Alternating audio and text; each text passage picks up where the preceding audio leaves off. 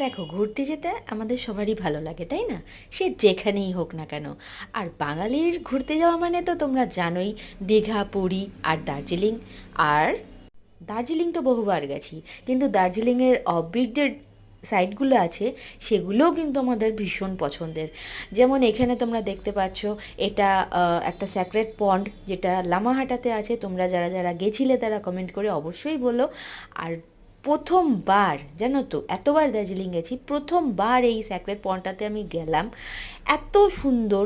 হ্যাঁ, অনেকটা ট্রেকিং করে উঠতে হয় ঠিকই, কিন্তু অসাধারণ ভিউ, দারুণ।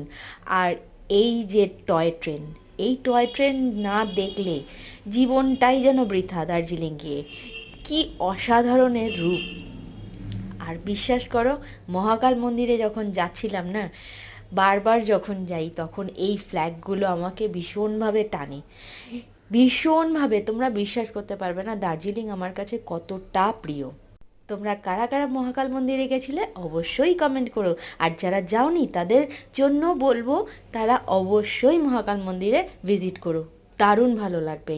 ভিডিওটা ভালো লাগলে কিন্তু লাইক করে দিও। আর তোমরা ভিডিও দেখছো ঠিকই, কিন্তু সাবস্ক্রাইব করে দিচ্ছ না, সাবস্ক্রাইবটা করে দিও। আজকের মতো এটুকুই, টাটা।